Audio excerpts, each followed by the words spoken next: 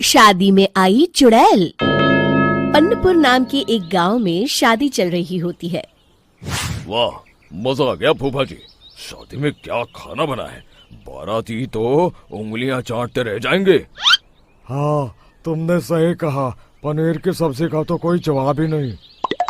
दूसरी तरफ पंडित जी फेरों की तैयारी कर रहे होते हैं कि तभी वहाँ एक चुड़ैल आ जाती है।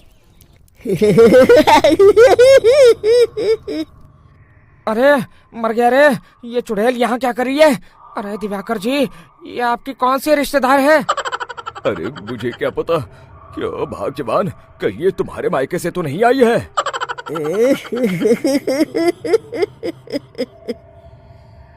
तुम लोगों की इस गांव में बारात लाने की हिम्मत कैसे हुई? मेरे रहते इस गांव में किसी की शादी नहीं हो सकती। अब तुम लोग देखो मैं क्या करती हूँ।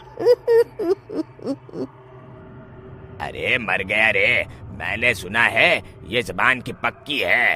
भागो रे भागो, वरना ये चुड़ैल किसी को नहीं छोड़ेगी। हाँ, तुम सही कहते हो मोहन भाई। यहाँ से भाग लेने में ही हम सबकी भलाई है। देखते ही देखते शादी के मंडप में भगदड़ मच जाती है और चुड़ैल सब कुछ उजाड़ कर रख देती है। फिर एक दिन मोहन की शादी तय हो जाती है। अरे भाई, अगले हफ्ते मेरी शादी तय हो गई है, लेकिन इस चुड़ैल की दहशत के मारे तो मेरे हाथ पैर कांप रहे हैं। अरे मोहन, तुम्हारा दिमाग तो खराब नहीं हो गया? तुम अपने साथ साथ हम सब गांव वालों को भी बलि का बकरा बनाना चाहते हो? उस चुड़ैल के रहते तुमने अपनी शादी के बारे में सोच भी कैसे लिया? देखो गोपाल, डर तो मुझे भी लग रहा है, लेकिन उस चुड़ैल के डर से मैं जिंदगी भर कुंवारा तो नहीं रह सकता। तभी वहाँ मोहन के होने वाले ससुर आ जाते हैं। अरे ससुर जी, आप? देखो, अब तक मैं तुम्हारा ससुर बना नहीं हूँ और शायद बनूंगा भी नहीं। ये आप क्या कह रहे हैं? मैंने तो शादी का कोड भी सिलवा लिया है। मैं अपनी बेटी की शादी किसी अच्छे गांव में कराना चाहता हूँ। तुम्हारा गांव तो भूतिया गांव है। मैं तो क्या, अब तो कोई भी अपनी लड़की इस गांव वालों को नहीं देगा। इस तरह चुड़ैल के डर से उस गांव में किसी की भी शादी नहीं हो पाती। फिर एक दिन गांव के जमींदार अपनी बेटी की शादी करने का विचार करते हैं, लेकिन चुड़ैल के डर से उनकी भी हिम्मत जवाब दे देती है। अगर मेरी बेटी की शादी तय समय से नहीं हुई तो मेरी नाक कट जाएगी। मुझे कुछ करना ही होगा।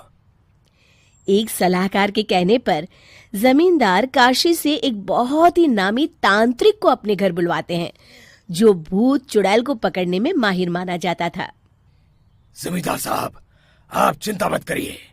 इस गांव की सीमा में प्रवेश करते ही मुझे उस चुड़ैल के बारे में सब पता चल गया था।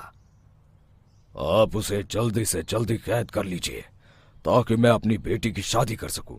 जब वो चुड़ैल एक इंसान थी, तब ठीक उसकी शादी करने वाले दिन ही उसकी और उसके होने वाले पति की एक दुर्घटना में मौत हो गई थी। उसका होने वाला पति आज भी भूत बनकर जंगल में भटकता है। इसलिए जब तक चुड़ैल की शादी नहीं हो जाएगी, वो किसी और की भी शादी नहीं होने देगी। ये आप क्या कह रहे हैं? अगर वो भूत भी हमारे गांव में आ गया तब हमारा क्या होगा? ये आदमी बीच में बहुत बोलता है, इसे बाहर निकालो।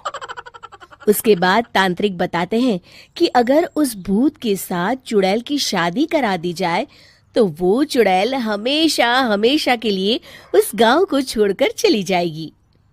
जमींदार साहब, आप अपनी बेटी की शादी की तैयारी शुरू कर दीजिए। मैं कुछ गांव वालों को अपने साथ लेकर उस भूत को ढूंढने जंगल की ओर जाता हूँ। इस तरह जमींदार निश्चित होकर अपनी बेटी की शादी करवाने लगते हैं, लेकिन तभी वहाँ चुड़ैल आ जाती है। मैंने तुम गांव वालों को समझाया था ना कि इस गांव में कभी कोई शादी नहीं करेगा। लगता है तुम लोग मुझे हल्के में ले रहे हो। चुड़ैल जमींदार की बेटी को उठा लेती है।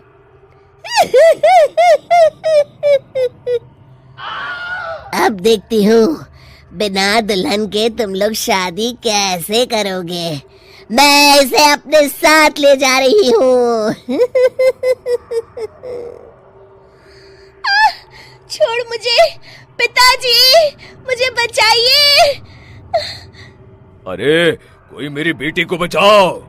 तभी तांत्रिक उस भूत को लेकर वहां पहुंचता है। अरे भाग्यवान, रुको, इन मासूमों को परेशान मत करो, मैं आ गया हूँ, अब तुम मेरे साथ चलो। चुड़ैल बहुत खुश हो जाती है।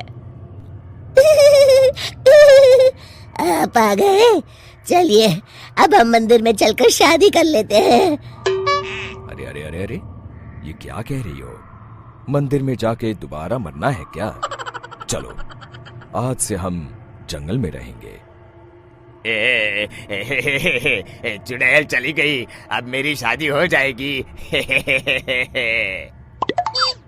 इस तरह सभी गांव वाले खुशी से झूमने लगते हैं।